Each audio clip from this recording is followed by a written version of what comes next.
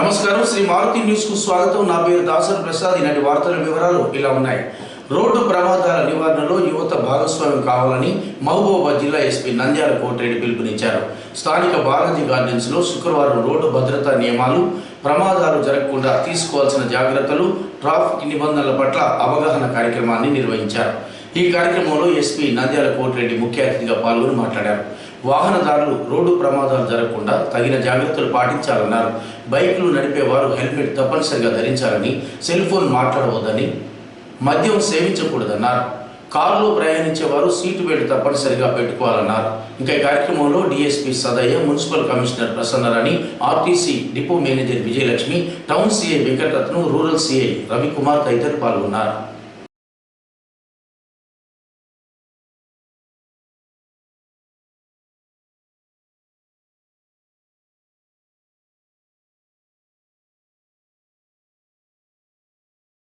ముందుగా ఇటు మంచి సెకండ్ ప్రోగ్రామ్ ఏర్పాటు చేసిన మన సార్కి మీ అందరి తరఫున ధన్యవాదాలు। అదే తప్ప ఒక రూపాయి కూడా ఇందులో మనం వాడుకునేది ఉండదు। ఓకే నెక్స్ట్ ఇక మనకు ఉన్నటువంటి బ్లాక్ స్పాట్స్ ఇందాక నేను చెప్పాను హాట్ స్పాట్స్ అన్న వాటిని మనం బ్లాక్ స్పాట్స్ ఉంటాం। అంటే యాక్సిడెంట్ ప్రోన్ ఏరియా, ఏ ప్రాంతాల్లో ఎక్కువ యాక్సిడెంట్ జరుగుతాయి అంటే ఇక్కడ మనం అక్కడ మ్యాప్ కూడా జరిగింది। అంటే ఎట్లుంటుందంటే యాక్సిడెంట్ స్పాట్ అంటే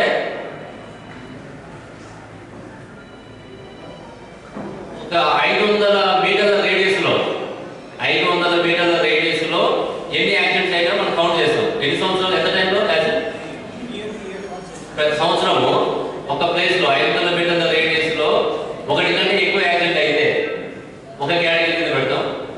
2 కంటే ఎక్కువ యాక్సిడెంట్ ఒకటే ప్లేస్లో అయితే దాని ఒక కేటగిరీ, అంటే ఏబిసి అనే కేటగిరీ పెట్టుకొని ఏ కేటగిరీ అంటే ఎక్కువ యాక్సిడెంట్ అయినటువంటి ఒక 500 మీటర్ల రేడియస్ అంటే 1/2 కిలోమీటర్ దూరంలో అయ్యేటువంటి ప్రమాదాలను బట్టి దాన్ని మనం బ్లాక్ స్పాట్గా, హాట్ స్పాట్గా, యాక్సిడెంట్ ప్రోన్ ఏరియాగా గుర్తించడం జరుగుతుంది। ఇక్కడ కేవలం ఈ 4 మండలాలు తీసుకున్నాం।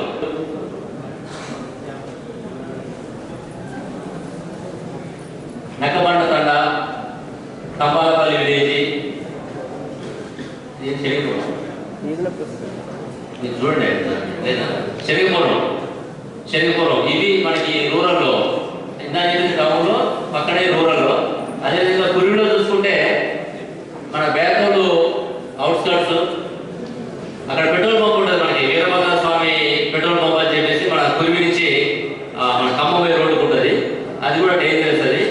అదేవిధంగా Malyala X road, Modugulagudem, Ayyagaripalli, Kurivi junction ఇవి మనకి యాక్సిడెంట్ ప్రోన్ ఏరియాస్ అక్కడ కురివి మండలంలో। అదేవిధంగా కేశంలో చూస్తే Annaram road, Aleru X road, Chinnamupparam road, Damsari, Veruvada, Penugonda, Talapalli, Kalvala, ఇట్లా కొన్ని గ్రామాలు ఉన్నాయి। ఇవి మనకి అంటే మనం ప్రతి సంవత్సరం అయినటువంటి యాక్సిడెంట్ని అనాలిసిస్ చేసినప్పుడు ఒక 500 మీటర్ల రేడియస్లో అయినటువంటి ప్రమాదాలు ఆ ప్లేసెస్ అండి। ఓకే నెక్స్ట్ దీనికి సంబంధించి మనము ఎందుకు యాక్సిడెంట్ అయిందో మనం చూసినాం, ఎక్కడ యాక్సిడెంట్ అయిందో చూసినాం। మరి దానికి సంబంధించి యాక్సిడెంట్ ఒక అయితే మనకు ఎక్కడో వీలు చెక్ చేసే ప్రయోజనం లేదు। ఇప్పుడు ఉదాహరణకి మనకి కురివి గేట్ దగ్గర మనకి ఎక్కువ యాక్సిడెంట్ అవుతుందని తెలిసినప్పుడు మనం కూడా ఏం చేయాలి, పోలీసింగ్లో అక్కడ ఎక్కువ మనం విజువల్ పోలీసింగ్ పెట్టాలి। అక్కడ పోలీసు నిలబడితే ఆటోమేటిక్గా స్పీడ్గా వచ్చేవాళ్ళు కానీ నెగ్లిజెన్స్గా డ్రైవింగ్ చేసేవాళ్ళు కానీ కొంచెం తగ్గే అవకాశం ఉంటుంది అని చెప్పేసి ఆ ప్లేసెస్లో ఎక్కువ వెహికల్ చెకింగ్ చేయడానికి ప్రయత్నం చేస్తాం సాధ్యమైనంత వరకు। అట్లా మనం ఈ డ్రంక్ అండ్ డ్రైవ్ కావచ్చు, ఇవన్నీ డ్రంక్ అండ్ డ్రైవ్ చేస్తున్నాయి। మా గాలి ఎస్ఐ ఉన్న ట్రాఫిక్ ఎస్ఐ కాదు, కోర్టు ఏం చేసింది మధ్య వాళ్ళని కూడా జైలుకి పంపిస్తుంది। మీరు అనుకోవచ్చు ఇంత తాగి వెహికల్ నడిపితే జైలుకి పంపుతారు సార్ అని, అంటే తాగి నడపడం అంటే ఎంత డేంజర్ అంటే అది ఇంకో ప్రాణాలకు కారణమవుతుంది। నువ్వు తాగి వీడి కావాలనుకుంటే ఎవరికి ఇబ్బంది లేదు, కానీ నువ్వు ఏం చేస్తున్నావు డ్రైవింగ్ చేస్తాడు, అది ఆటో కావచ్చు లేకపోతే బైక్ కావచ్చు।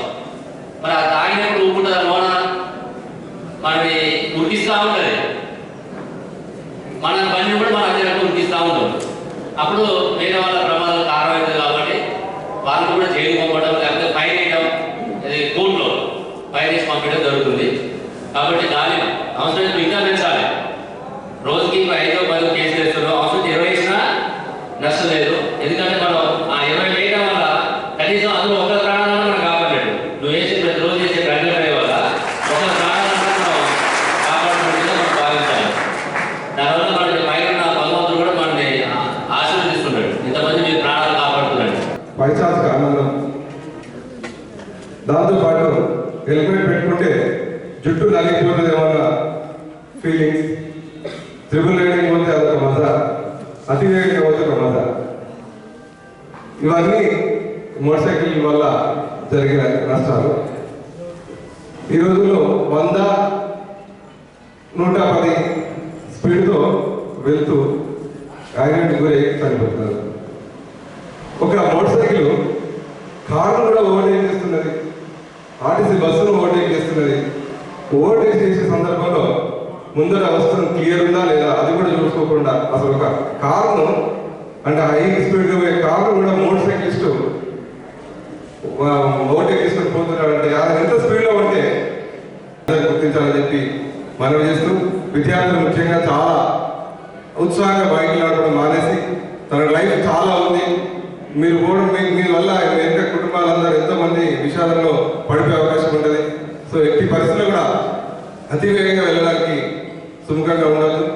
జుట్టు నలుగుతాన్ని హెల్మెట్ లేకుండా ప్రయాణం చేయకూడదని చెప్పి ఈ సందర్భంగా మనవి చేస్తూ ఈ అవకాశం ఇచ్చినందుకు మీ అందరికీ నమస్కారం తెలుసుకుంటున్నాను. ఎందుకంటే వాళ్ళకు బైక్ వాహనం ఏం చేస్తారంటే చాలా ఉత్సాహంగా అతివేగంతో వెళ్తుంటారు. దానివల్ల రోజు ఎన్నో ప్రమాదాలు జరుగుతూ ఆ తల్లిదండ్రులకు ఉన్నటువంటి ఉద్రశోకము అది అనుభవిస్తే కానీ చూసిన వాళ్ళకి కానీ అది తెలుస్తుంది. కాబట్టి మీరందరూ కూడా ఇప్పుడు ఏదైతే విషయాన్ని తెలియజేశారో అంటే ర్యాష్ రన్నింగ్ కానీ లేకుండా ఉండడం, తర్వాత కళ్ళకు హెల్మెట్ పెట్టుకోవడం, మిగతా జాగ్రత్తమైనటువంటి కార్యక్రమాలు కనుక మీరు కనుక చిన్నవే అంటే ఎక్కువగా దానివల్ల కష్టమైతే ఏముండదు, కానీ ఏవైతే జాగ్రత్తలు అయితే మీరు పాటిస్తారో వాటి వల్ల మనం సురక్షితంగా ఉంటాము. మన తల్లిదండ్రులు కానీ మన కుటుంబ సభ్యులు కానీ వీరందరికీ కూడా మనం ఇలాంటి శోభాన్ని కలిగించకుండా ఉంటాము. అదేవిధంగా చాలా మంది ఆటలలో పిల్లలను చాలాసార్లు చూస్తుంటారు, చిన్న పిల్లల్ని తీసుకెళ్ళినప్పుడు ఒక 10-15 మెంబర్స్ కూర్చోబెట్టుకుంటారు. బ్యాగ్సే చాలా ఉంటుంది, వాటితో పాటుగా ఈ పిల్లలను కూర్చోబెట్టేసి తీసుకెళ్ళిన సందర్భంలో కానీ స్కూల్ వ్యాన్స్ సరిగా వాటికి మైండ్ రిపేర్స్ ఉంటాయి, ఆ చిన్న రిపేర్స్ చేసుకోకపోవడం వల్ల కానీ బ్రేక్స్ చూసుకోకపోవడం వల్ల కానీ ఇలాంటి వాటి వల్ల ఎంతో ఇబ్బందులు ఏర్పడుతున్నాయి. కాబట్టి ఈ జాగ్రత్తగా తీసుకున్నట్లయితే మనం ఈ రోడ్ యాక్సిడెంట్స్ నుండి కూడా కాపాడగలుగుతాము. తర్వాత ఈ 31st నైట్ అనేది అందరూ కూడా ఇంతకుముందు సార్ కూడా తెలియజేసినారు. సో ఎవరు కూడా మద్యపాన జోలికి అలాంటి వాటికి వెళ్ళకుండా మీ ఇంట్లో మీరు ప్రశాంతంగా జరుపుకొని మీ అందరూ కూడా సుఖంగా ఉండాలని ఆశిస్తూ ఈ అవకాశం ఇచ్చిన అందరికీ కూడా నా యొక్క హృదయపూర్వక ధన్యవాదాలు. Thank you. ఈ ఓవర్ టేకింగ్ క్రమంలో ఫస్ట్ వెహికల్ని ఓవర్ టేక్ చేయాలని కొంత స్పీడ్ పెంచుతారు, నెక్స్ట్ ఇంకా కొంత ఇలా స్పీడ్ పెంచుకుంటూ వెహికల్ అనేది మన కంట్రోల్లో లేకుండా పోతుంది. ఈ ఓవర్ స్పీడింగ్ వల్ల ప్రమాదం జరిగేటటువంటి పర్సంటేజ్ 3 రెట్లుగా పెరుగుతూ ఉంటుంది. అంటే నార్మల్ స్పీడ్లో వెళ్తే జరిగేటటువంటి యాక్సిడెంట్ కన్నా యాక్సిడెంట్ యొక్క ఇంటెన్సిటీ కూడా పెరుగుతుంది ఈ ఓవర్ స్పీడింగ్ వల్ల.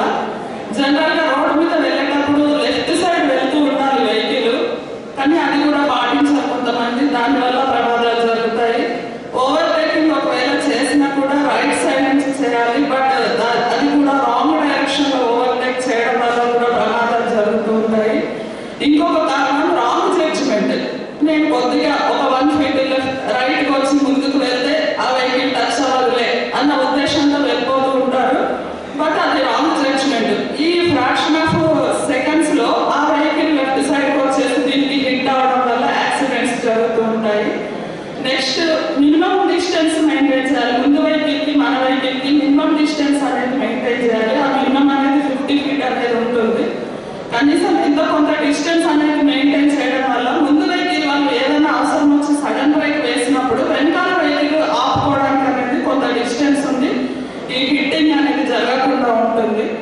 ఈ విధమైనటువంటి మెజర్స్ అన్ని ప్రతి ఒక్కరూ తీసుకోవాలని, హెల్మెట్లు సీట్ బెల్ట్లు ధరించాలని, ఓవర్ స్పీడింగ్ లేకుండా సరైన స్పీడ్ లిమిట్స్ను ఫాలో అవ్వాలని కోరుతూ ప్రమాదాల సంఖ్యను తగ్గించడంలో, ప్రమాదాలు జరగకుండా డ్రైవింగ్ చేయడంలో ప్రతి ఒక్క పాటించాలని కోరుతూ ఈ అవకాశం ఇచ్చినటువంటి పెద్దలకు ధన్యవాదాలు. ఈ పరిస్థితుల్లో ఆపరేషన్ లేదు. ఆపరేషన్ జరిగిన 1,01 మాత్రమే సక్సెస్ అవుతుంది. మరి సీట్ పెట్టుకోవడం వల్ల ప్రమాదం జరగదా? జరుగుతుంది. మరి అప్పుడు ఏం జరుగుతుంది? ప్రమాదం మన ఛాతి ప్రాంతం తక్కువ స్టీరింగ్ ఉంటుంది. అక్కడ హృదయం ఎంత కోమలమైంది, దానికి బోన్స్ తిరిగి హృదయం కనుక పనిచేయడం ఆపరేషన్ కూడా అవసరం లేదు. మనిషి స్పాట్లో డెడ్ అవుతాడు. నుదురు భాగం పోయి అర్థానికి కలవడం వల్ల కూడా స్పాట్గా అవుతుంది. ఇంకోటి నిర్లక్ష్యం. ఒక వెహికల్లో 3 కొడాలి అనేది ఆటోలో అయితే డ్రైవర్ కాక 3. ఇప్పుడు మనం చూస్తున్నాం రోడ్డు మీద సమావేశం అయిన తర్వాత కూడా చూడండి, ఒక ఆటోలో 11 మంది, 12 మంది, 13 మంది. ఇది ఎవరి నిర్లక్ష్యం? ఒకవేళ జరగడానికి ప్రమాదం జరిగితే 3 గాయపడాల్సిన చోట ఎంతమంది ప్రమాదంలో గురవుతున్నారు? అందులో ఉన్న వాళ్ళందరే కదా. ఇది కొంత కక్కుర్తితో కూడిన వ్యవహారంగా కనపడుతుంది. అవసరం వేరు, కక్కుర్తి వేరు. దీని మధ్యన ఉన్నటువంటి భేదాన్ని మీరు ఆటో డ్రైవర్లు ఎక్కువ మంది కూడా మీరు గమనించగలిగితే చాలా రకాలైనటువంటి ప్రమాదాలను మనం నిరోధించవచ్చు. కాబట్టి నేను ఇంకా ఎక్కువ సమయం తీసుకోకుండా మా శాఖ తరఫున మరొకసారి ఈ ప్రయత్నాన్ని చేస్తున్నందుకు వారికి మరొకసారి ఎస్పీ గారికి కృతజ్ఞతలు తెలియజేసుకుంటూ మీ అందరికీ మరొకసారి ధన్యవాదాలు. ముఖ్యంగా మ్యాక్సిమం మన దగ్గర ఆటో డ్రైవర్లు, బస్సు డ్రైవర్లు ఎంతో దూరం ప్రయాణం చేస్తుంటారు. ఆటో డ్రైవర్స్ వచ్చేసి వాళ్ళ జీవనోపాధి కాబట్టి వాళ్ళు జనాలు ఓవర్లోడింగ్ కూడా ఎక్కించుకుంటారు. తర్వాత డ్రైవింగ్ మిమ్మల్ని అనుకొని చాలా మంది ఆటోలు ఎక్కడ జరుగుతుంది. అదే బస్ డ్రైవర్స్ వాళ్ళు లాంగ్ జర్నీ చేస్తుంటారు. ఇక్కడ భద్రాచలం మొదలు పెడితే మైబాద్ మొదలు పెడితే బాసవరం పోయి వస్తుంటారు. అవునా? అంతేనా? రెస్ట్ లేకపోవడం కూడా ఒక కారణం ఉంటుంది. దానికి ఒక రెస్ట్ లేకపోవడం కూడా ఒక కారణం. సో ఇవన్నీ కూడా ప్రమాదాలు జరగడానికి కారణాలు. కాబట్టి ప్రతి ఒక్కరు కూడా డ్రైవింగ్ కాన్షియస్ ఉండాలి. అంటే డ్రైవింగ్ చేయాలంటే మినిమం మన మేజర్ ఉండాలి. తర్వాత డ్రైవింగ్ లైసెన్స్ కలిగి ఉండాలి. తర్వాత కంపల్సరీగా మనం 2 వీలర్లో డ్రైవింగ్ ఉన్నప్పుడు కంపల్సరీగా హెల్మెట్ కూడా ధరించాలి. ఎందుకంటే రీసెంట్గా మనం ఉన్న ఒక 2-3 వీక్స్ బట్టి మన జిల్లా ఎస్పీ నంద్యాల కోటరెడ్డి గారి ఆదేశాల మేరకు హెల్మెట్ మీద స్పెషల్ డ్రైవ్ చేస్తారు. హెల్మెట్ ఎందుకు స్పెషల్ డ్రైవ్ చేయాలి? ఎందుకు? మీ హెడ్స్ మీ ఇష్టం. పోలీస్కి ఏమవుతాం? మీ హెడ్ పగిలిపోయినా మాకు సంబంధం లేదా? ఎందుకంటే సోషల్ రెస్పాన్సిబిలిటీ ఎవరు చెప్పారు? అనుకోకుండా వస్తుంది. సో మనం సరే మనకి మినిమం ప్రికాషన్ తీసుకుంటే బతికేవడం, ఆ హెల్మెట్ పెట్టుకుంటే బతికేయడం. కాబట్టి ప్రతి ఒక్కరు కూడా దయచేసి అంటే మీరు కావచ్చు, ఆర్టీసీ కావచ్చు, రోడ్డు ట్రాన్స్పోర్ట్ ఏజెన్సీ కావచ్చు, వీళ్ళందరూ కూడా మీకు చెప్పడం ఏంటంటే ముఖ్యంగా మనం ట్రాఫిక్ ప్రమాదాలు ఏ విధంగా జరుగుతాయి, దాన్ని ఎట్లా నివారించుకోవాలి అంటే మన సెల్ఫ్గా దానికి ఎవరు మనకి ఎప్పుడు పట్టుబట్టి ఎందుకంటే రేపు జీవనోపాధి కోసం నీ ఇంటికి బయలుదేరుతాం. తర్వాత ఇంటికి క్షేమం చెప్తేనే ఇంటికి భార్య పిల్లలు సంతోషకుంటాం. అదే నేను అదే పనిలో ఇంట్లో టెన్షన్ పెట్టుకున్నాం, లేకపోతే నువ్వేదో ఏం కాదులే అని నెగ్లిజెన్స్ వల్ల, లేకపోతే తాగి డ్రైవింగ్ చేయడం వల్ల, లేకపోతే నెగ్లిజెంట్గా సెల్ ఫోన్ డ్రైవింగ్ చేయడంలో ఎదురుగా వస్తున్న వాహనం ఆయన కూడా పరిసరాలు వచ్చినప్పుడు ఇద్దరు ఒకరికొకరు డ్యాష్ ఇచ్చినప్పుడు యాక్షన్ జరుగుతుంది. కాబట్టి దయచేసి ఎవరు కూడా కాన్షియస్లో ఉన్నప్పుడు మాత్రమే డ్రైవింగ్ మీన్ తాగి కానీ సెల్ ఫోన్ కానీ హెల్మెట్ 2 వీలర్ హెల్మెట్ లేకుండా కానీ దయచేసి డ్రైవింగ్ చేయకండి. ఎందుకంటే ఈ మంత్ లాస్ట్ మ్యాక్సిమం యాక్షన్ జరుగుతుంది. 31st రోజు ఎక్కువ యాక్షన్ జరుగుతుంది. ఎందుకని స్టూడెంట్స్ మన అమ్మ నాన్న ఇంట్లో యాక్టివ్ అమ్మానాథ చేసుకోకుండా ఏం చేస్తాం? ఫ్రెండ్స్ అయిపోతాం. అంతేనా?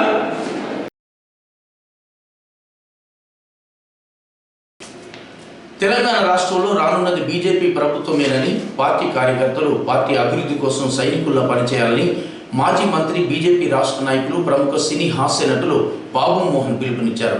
మహబూబాబాద్లో 3 రోజుల పాటు జరిగిన బీజేపీ జిల్లా స్థాయి శిక్షణ తరగతుల ముగింపు కార్యక్రమంలో ఆయన ముఖ్య అతిథిగా పాల్గొని కార్యకర్తల్లో ఉత్సాహాన్ని నింపారు.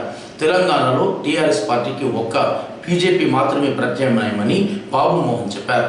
ప్రజలందరూ బీజేపీ పాలన రాష్ట్రంలో రావాలని ఎదురు చూస్తున్నారని ఆయన చెప్పారు. ఇంకా ఈ కార్యక్రమంలో బీజేపీ జిల్లా అధ్యక్షులు వద్దిరాజు రామచంద్రరావు, నాయకులు, కార్యకర్తలు పాల్గొన్నారు.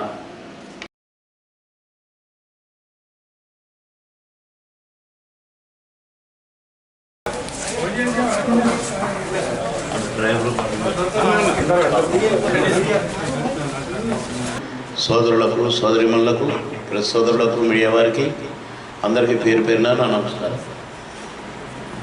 బాబు మోహన్ అని నిన్నటి నుంచి అనుకుని ఉంటారు. నాకు సడన్ ప్రోగ్రామే చెప్పారు, ఇవాళ వచ్చాను. నేను రావటం నాకు చాలా ఆనందంగా ఉంది. ఇకపోతే బీజేపీ పార్టీ డెఫినెట్గా ఎటు చూసినా ఏ పార్టీ కనపడట్ల ప్రజలకు. విసిగి వేసాడే ఉన్నారు ఈ 7 సంవత్సరాల్లో టీఆర్ఎస్ పాలనలో. అటు చూస్తే టీడీపీ లేదు, క్లోజ్ అయిపోయింది. ఆఖరి బ్యాట్స్మెన్ రమణ, ఆయన తీర్థం కూడా అయిపోయింది. ఇక ఎమ్మెల్సీ అయిపోయాడు అక్కడ.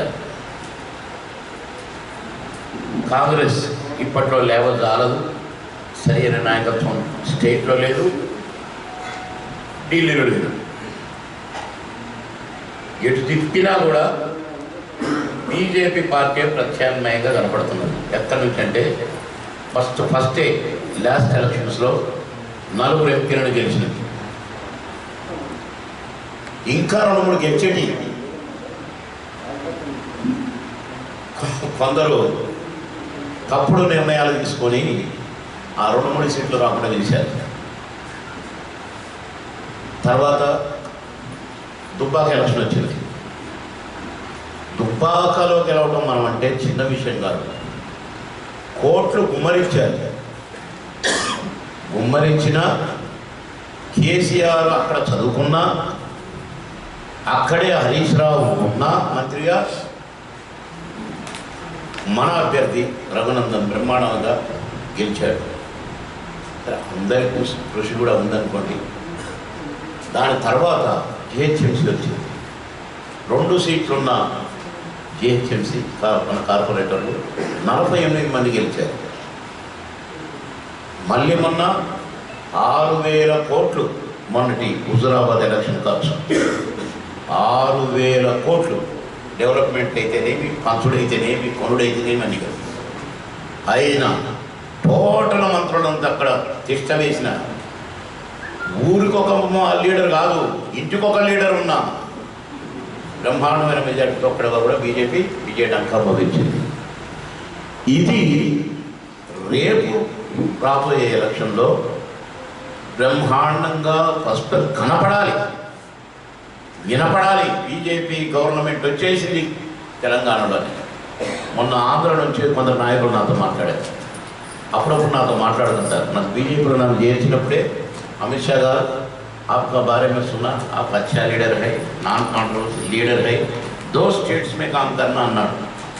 అని ఫస్ట్ ఆయన శ్రీకాకుళంలో ఆయన ప్రోగ్రాంకి వచ్చి నన్ను పిలిపించుకున్నారు. అట్లా అక్కడికి అప్పుడప్పుడు తిరుగుతున్నాను అనుకోండి. 90% ఇక్కడే, 10% అటు. నాకు పని లేదు కనుక. ఇది ఎందుకు చెప్తున్నానంటే బ్రదర్, ప్రతి లీడరు ఒక సింహంలాగా పోరాడితేనే అవుతుంది బ్రదర్. డబ్బుల సబ్సిడీ ఎక్కువ అయ్యి కేసీఆర్ గారు కొంటే ఉత్తగానే పడిపోతారు తెలంగాణ ప్రజలు అనే దాంట్లో భ్రమలో ఉండి కొంచెం మొన్నటితోటి కాస్త కళ్ళు తెరిసిందనే అనుకుంటున్నాను. ఎందుకంటే డబ్బులు కాదు రోయ్, ఇన్ని కోట్లు పెట్టినా గెలవలేకపోయిందంటే, ఈటర్ బ్రదర్ని ఓడగొట్టలేకపోయిందంటే, ఈ వీళ్ళు తిరగబడితే చాలా ప్రమాదం అనే దానికి కొద్దిగా వచ్చింది అనుకుంటున్నాను. మళ్ళీ ఆయనకే బ్యాడ్లకు పోయి ఎమ్మెల్సీలు మొత్తం గెలిచిన చూసినావా పడుకొచ్చాడు ఇప్పుడు మళ్ళీ. కానీ వాళ్ళ ఎన్నికల గుర్తుతోనే వాళ్ళకంటే ఒక గెలిచిన క్యాండిడేట్లే ఓట్లు ఇచ్చి ప్రజలు కాదు, వాళ్ళను కూడా ఎంపీటీసీకి 2 లక్షలు రేటు వాళ్ళని కూడా కొనుక్కున్నారు. వాళ్ళ ఎంపీటీసీలని, వాళ్ళ ఎంపీపీలని, వాళ్ళ జడ్పీటీసీలని కార్పొరేటర్ వాళ్ళని కొడుతున్నారు. కానీ మన పార్టీ మనదు బ్రదర్, కష్టపడాలి, ఓట్లు సంపాదించాలి, గెలవాలంటది. కాంగ్రెస్ ఇప్పట్లో వాళ్ళు జుట్టు వీకున్నంత కాలం బయట పడలేదు, లేవలేదు. కేంద్రంలో లేదు, రాష్ట్రంలో లేదు, లేచే అవకాశం కూడా లేదు. టీడీపీ జీరో, కమ్యూనిస్టులు ఇప్పట్లో బయటకు రాలేదు. ఇక షర్మిలమ్మలు ఎవరెవరో వస్తున్నారులే కానీ అసలు తెలంగాణ రావడానికి వీల్లేదని తుపాకి పెట్టి కూర్చున్నదే వాళ్ళ నాన్న. అవన్నీ అప్పుడు మాట్లాడదాం, ఇప్పుడు అనవసరం అనుకోండి. కనుక ప్రజలు ప్రత్యామ్నాయం బీజేపీ అయితే తప్ప మా బ్రతుకులు బాగుపడడం అనే దానికి ప్రజలు వచ్చి ఉన్నారు. కేసీఆర్ గారి పాలనలో విసుగు చెందారు. రైతన్నలైతే ఆ గోస మనం చూడలేని పరిస్థితి. పాపం ఒడ్లు ఎండ పోసుకొని కొందరు పొలాలు చూపిస్తున్నారు. మన మీడియా సోదరులుగా కూడా మోకాళ్ళలోకి నీళ్లు ఉంటేనంట వేరే పంట అంటే వరి తప్ప ఏం పంటదు దేవుడో అని తల బాదుకుంటున్నాడు రైతు. వరి పండించడానికి వీలు లేదని ఊరేస్తే ఊరే కాదు. ఇప్పుడు కొత్తగా ఇందాకనే ఒకటి విన్నా వచ్చేటప్పుడు, ఈ రైతు బంధువు కూడా ఊరేసిన వాళ్ళకు ఉండదంట. ఇప్పుడే కొత్తగా విన్నా. ఇవన్నీ గమనిస్తున్నారు.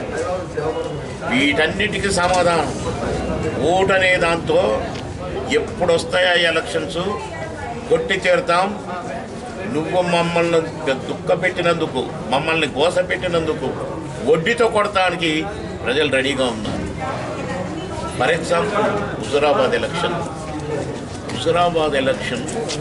6,000 కోట్ల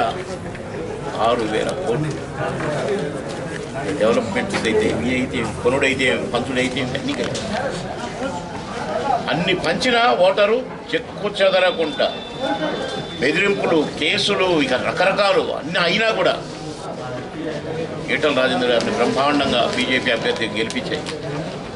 కనుక ఆ ఎలక్షన్ నుంచి ఇక మేము అనుకున్నది హుజురాబాదులు సాధించిండ్రు, మాకు ఎప్పుడు వస్తుందా అవకాశం అని తెలంగాణ ప్రజలందరూ చూస్తున్నారు.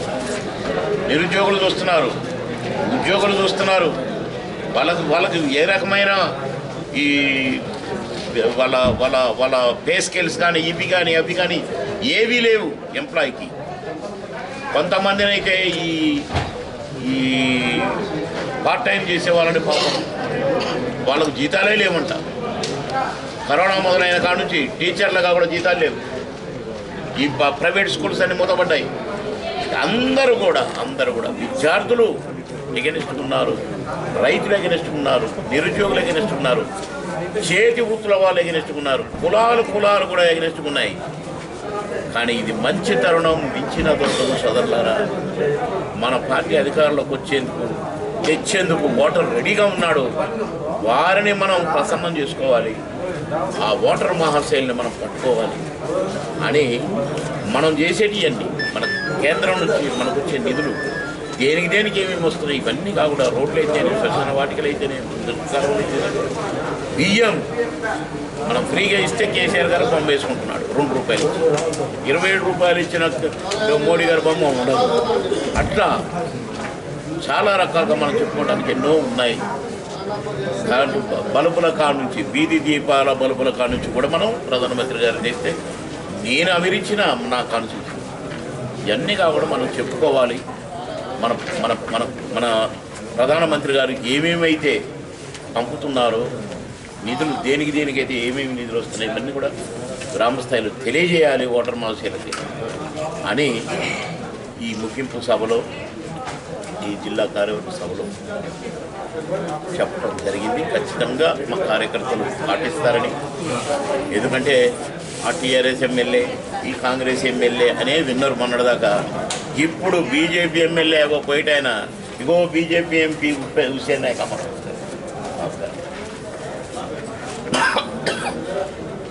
అని చెప్పుకోవడానికి కంకణబద్దులు అవ్వాలి కార్యకర్తలు అని కోరటం జరిగింది. తప్పు చేయలేదు, అబద్ధపడలేదు. ఇది నా క్యారెక్టర్.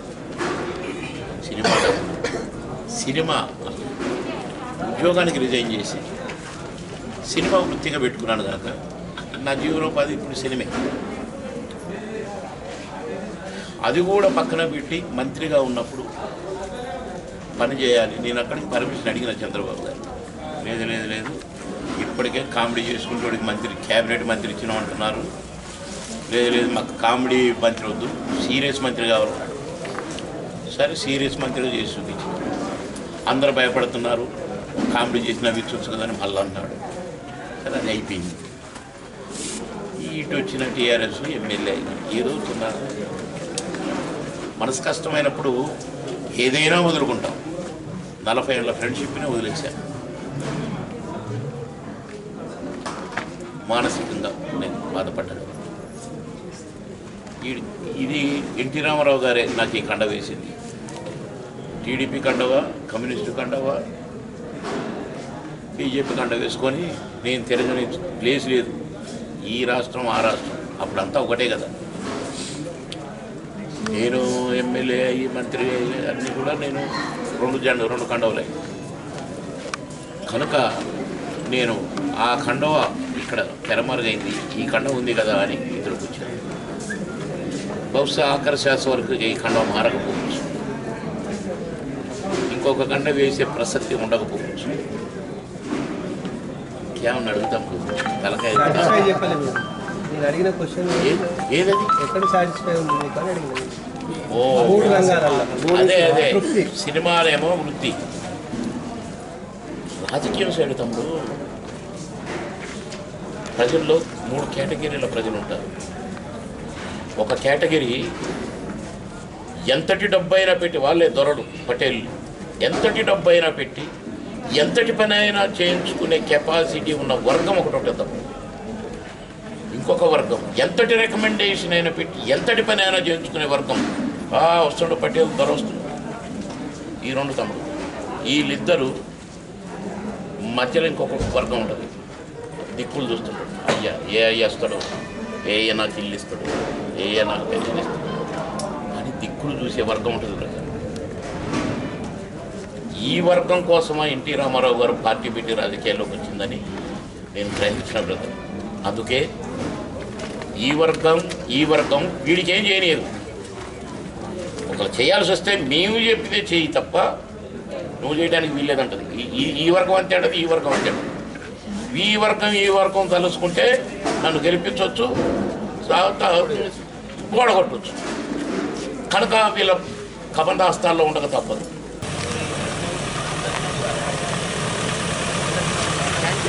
Thank you. మహబూబాద్ కంకరపూడిలోని ఎస్ఎస్విఎల్ ఫంక్షన్ హాల్లో విశ్రాంత ఉద్యోగుల సంఘం ఆధ్వర్యంలో పెన్షనర్స్ డేను ఘనంగా జరుపుకున్నారు. ఈ కార్యక్రమంలో జిల్లా additional collector D Komaraiah, municipal chairman doctor Palvai Rammohan Reddy, DTO Viplav కుమార్లు మాట్లాడుతూ పెన్షనర్ల సమస్యల పరిష్కారానికి కృషి చేస్తామన్నారు. ప్రభుత్వం పెన్షనర్లకు అందజేస్తున్న సౌకర్యాలను సద్వినియోగం చేసుకోవాలని వారు చెప్పారు. అనంతరం 2001వ సంవత్సరంలో పదవీ విరమణ పొందిన ఉద్యోగులను సన్మానించారు.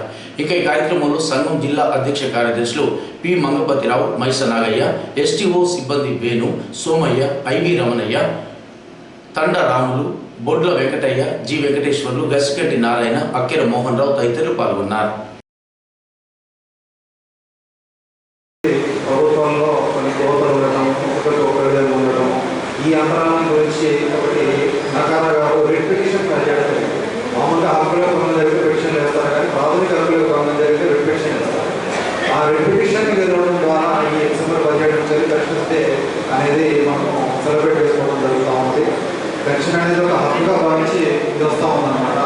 తదనంతరము పెన్షనే కాకుండా మినిమం పెన్షన్ అనే కాన్సెప్ట్ కూడా వచ్చింది. అంటే కనీసం ఇంత పెన్షన్ ఇవ్వాలి, ఇంత సర్వీస్ చేసినా చేయకపోయినా మినిమం పెన్షన్ ఇవ్వాలనే కాన్సెప్ట్ కూడా వచ్చింది.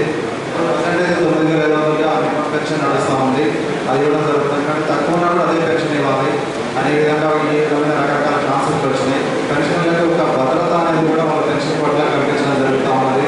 రీసెంట్గా మనకి కొత్తగా పిఆర్సీలో వచ్చిన వాటి విధంగా పెన్షన్ అనేది కూడా ఎన్హాన్స్ అయినాయి, గ్రాడ్యుటీ కూడా ఎన్హాన్స్ అయింది. పెన్షన్ అనేది కూడా వివిధ రకాలుగా బెనిఫిట్ అనేది అందించడం జరిగింది. పోతే మన జిల్లాలో దగ్గర 2,500 మంది పెన్షనర్స్ ఉన్నారు. ఈటీఓలు కాకుండా మన సబ్సిడీ గూడూరు వరిపేట నుంచి కూడా మొత్తం 2,500 మంది పెన్షనర్లు సకాలంలో ఆ సబ్సిడీగా పెన్షన్ మాత్రం ప్రతి నెల పొందుతూ ఉన్నారు. ఇకపోతే మనకి ప్రభుత్వం తరఫు నుంచి అడిషనల్ క్వాంటమ్ అనేది ఇంతకుముందు 70 సంవత్సరాలకు మించిన వాళ్ళకి 70 సంవత్సరాల పెన్షనర్లకి బెనిఫిట్స్ అనేవి అందించడం జరుగుతూ ఉన్నది. వాటికి కూడా మనము ప్రభుత్వ ఆదేశాల అనుసారంగా సదాలు సత్కాలంలో అందించడానికి మనము సాధ్యమైనంత కృషి చేస్తూ ఉన్నాం, అందిస్తూ ఉన్నాము. ఈ విధంగా ఈరోజు ఇక్కడికి వచ్చి ఈ సమావేశానికి మమ్మల్ని పిలిచినందుకు మీ అందరికీ కూడా పేరు పేరున ధన్యవాదాలు తెలియజేసుకుంటా ఉన్నాము. మాకు వాస్తవానికి ఇక్కడ ట్రెజరీ ఆడిట్ నడుస్తూ ఉంది. అందరూ కొత్త మిమ్మల్ని తొందరగానే వదిలిపెట్టి వెళ్ళాల్సి వస్తూ ఉన్నది. అందరికీ కూడా ఇక్కడ వచ్చినందుకు ధన్యవాదాలు. నేను కూడా ఎక్కువ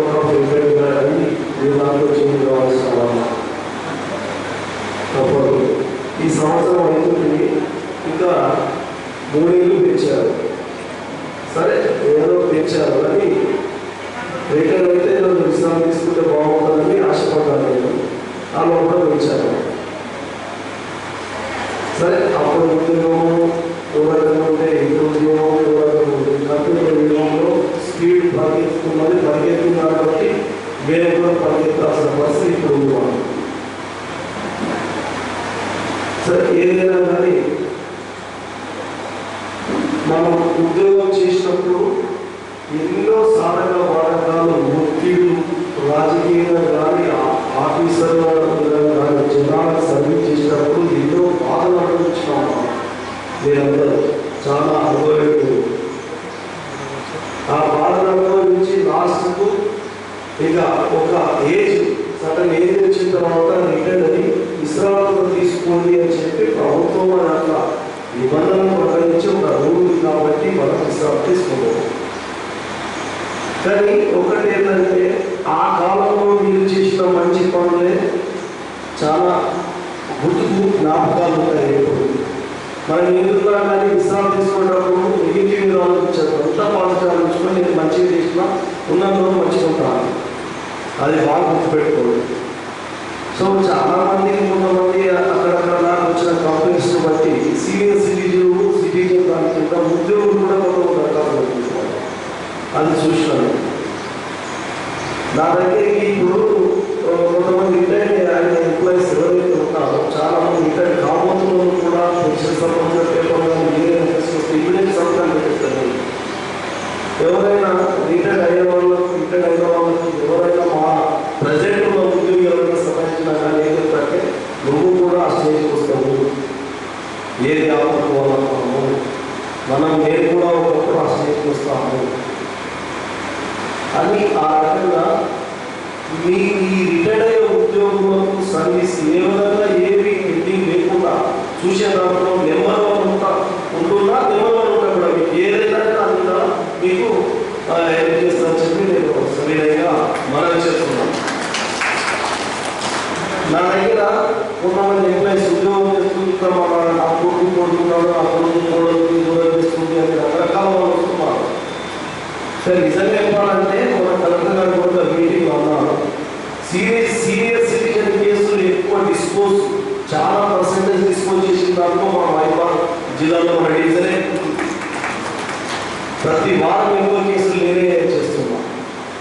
వాళ్ళకి ఏ ఇబ్బంది కాకుండా వాళ్ళ పిల్లల్ని పిలిపించి బాబు చిన్నప్పటి నుంచి మీరు పెంచి పోషించారు, రేపు నువ్వు కూడా అదే పరిస్థితికి వస్తావు, నీ పిల్లలు మీరు చూడరు, జన్మనిచ్చే తల్లిదండ్రులని గౌరవించండి, మంచిగా చూసుకోవడానికి చెప్పి డిస్పోజ్ చేస్తున్నా. వాళ్ళకు ఎంత తీయగలుగుతావు, వాళ్ళు ఏ రకంగా చూసుకుంటావు, మెడికల్ ఫెసిలిటీ రిటైర్డ్ అయిన తర్వాత ఇంట్లో కూడా కొన్ని ప్రాబ్లమ్స్ కొడుకులు కానీ కోడలు కానీ రిటైర్డ్ లేకుండా చెప్పి చూడాలి. సో అట్లాంటి వాళ్ళు వచ్చినా కానీ వాళ్ళకి నచ్చజెప్తున్నాం. కానీ మీరు మాత్రం ఒకటి ఏంటంటే కొంత మనవాళ్ళు కూడా ఉన్నారు. రిటైర్డ్ కాకుండా ముందు మనము అన్ని విధాల పిల్లల దగ్గర మన దగ్గర ఇంట్లోనే అన్ని మనం చెప్తే వినేవాళ్ళు, గౌరవంతో భయభక్తులు ఉండేవాళ్ళు అన్న ఉద్దేశంతో రిటైర్డ్ అయిన పట్టించుకుంటూ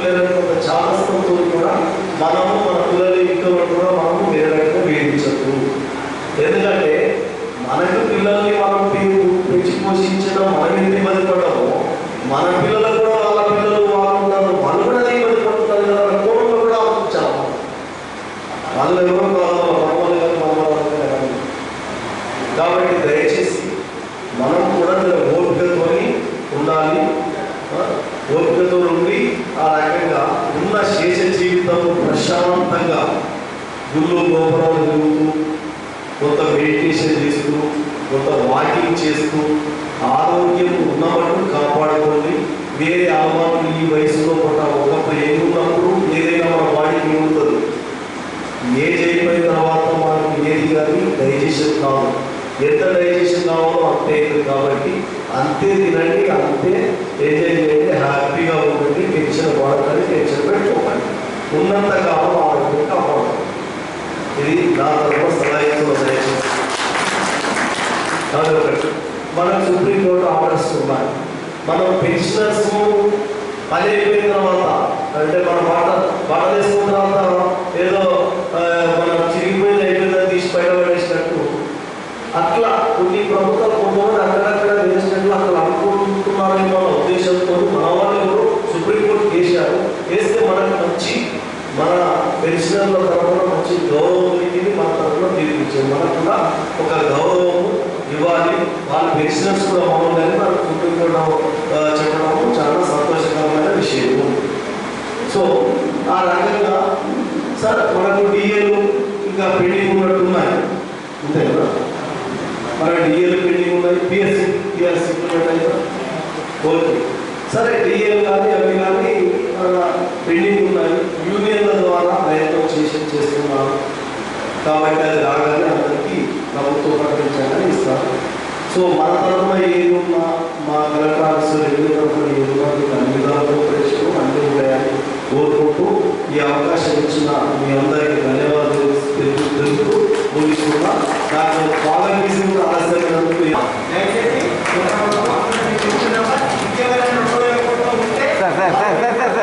దండే సార్ దండే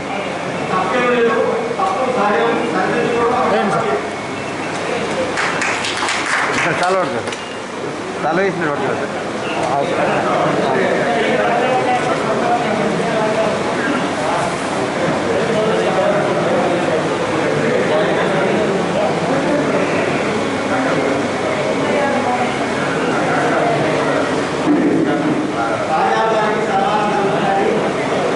సార్.